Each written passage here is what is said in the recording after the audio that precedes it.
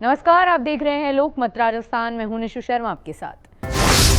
मृतक के 8 साल के मासूम बेटे हर्षल का खुलासा। हर्षल ने बताया, मम्मी और अंकल एक नीला ड्रम लेकर आए। पिता के शव को उसी नीले ड्रम में डाला। शव को गलाने के लिए नमक भी डाला। राजस्थान के खैरथल जिले के किशनगढ़ बास में एक शख्स की नीले ड्रम में मिली लाश ने पूरे इलाके में सनसनी फैला दी। हत्या के आरोप में पुलिस ने मृतक की पत्नी और उसके प्रेमी को तो गिरफ्तार कर लिया है, लेकिन इस वारदात का जो सच सामने आया है वो दिल दहला देने वाला है। और इस हत्या की पूरी कहानी बताई मृतक के 8 साल के मासूम बेटे हर्षल ने।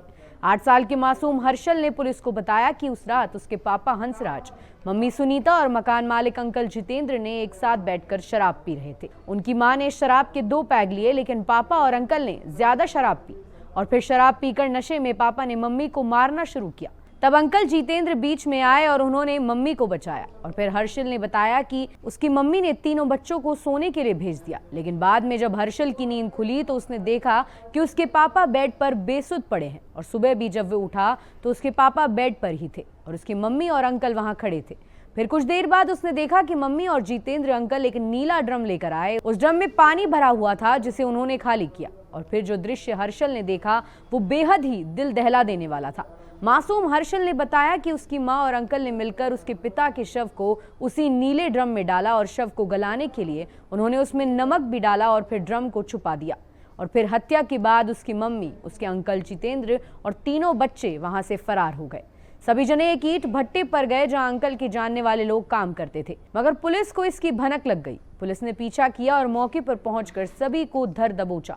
मासूम बच्चे हर्षल ने इस घटना को बताते वक्त ये भी बताया कि उसके पिता हंसराज बहुत ज्यादा शराब पीते थे और आए दिन उसकी मां के साथ मारपीट करते थे। सिर्फ यही नहीं, वो बीड़ी भी पीते थे और फिर उसी बीड़ी से उसकी मां को जलाते थे। साथ ही उसने ये भी बताया कि 15 अगस्त को एक बार उसके पिता ने गुस्से में उस पर भी ब्लेड से हमला किया था। हर्षल ने यह भी बताया कि उसके मकान मालिक अंकल जितेंद्र आए दिन उनके घर आते जाते रहते थे। वो हर्षल की मां के साथ रहते थे और बच्चों के लिए टॉफी और दूसरी चीजें भी लाते थे। सिर्फ यही नहीं, जितेंद्र ने उसका दाखिला स्कूल में भी करवाया था। जब उसके पिता को यह पता चला तो उन्होंने अपनी पत्नी के साथ मारपीट की।